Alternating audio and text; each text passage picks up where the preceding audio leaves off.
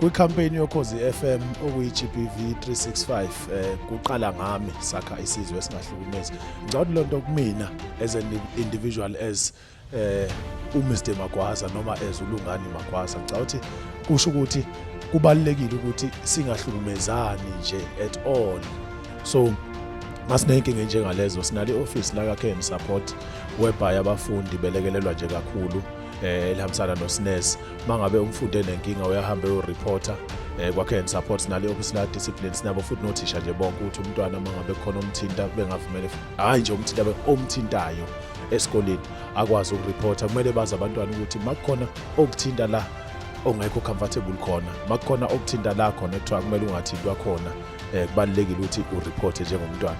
Umuntu wesifazane ikakhulukazi uma abantu besebudlelwaneni engathi nje kungaba nokuhloniphana, ngoba ngiyacabanga ukuthi uma kuhloniphana ayikho into eningi kangako engasiza idala ingxabano, ngoba inkinga enkulu ukuthi umuntu wesifazane umehlukumeza umuntu wesilisa abomthetho abayithatheli phezulu leyo ndaba, abayithatha njengehlayo. Ngiyacabanga ukuthi ezinye izinto lezo einganaka kakhulu ezo.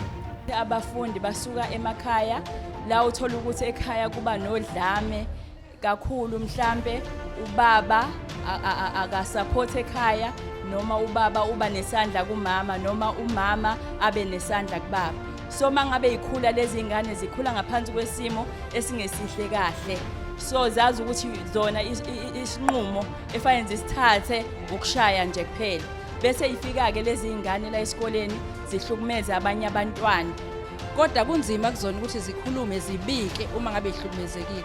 Thina njengothisha siyasibona ngeperformance yeingane ingahambi kahle. So lolu suku namhlanje ngithatha njengosuku olubaluleke kakhulu labe baqwashisa khona ukuthi uma kukhona ukuhlukumezeka okukhona ekhaya kubalekile kumntwana ukuthi abike angathuli. So sibonge kakhulu nje kuKhozi FM dosiqwashisela abantwana bethu ukuthi babike uma khona ukuhlukumezeka okukhona ekhaya. Kodwa siyabonga ukuthi abantwana since uKhozi belithanda beluzwa bambonile namhlanje ukuthi hayibo kanti into iyenzeka, and ngiyacabanga ukuthi bazizwe beprotected kakhulu, futhi ngiyacabanga ukuthi lokhu kuyosiza nasemakhaya ukuthi ukuziphatha kahle ekhaya kunomthelelo omuhle nasesikoleni. Siyabonga kakhulu. Ukhozi FM luhamba phambili.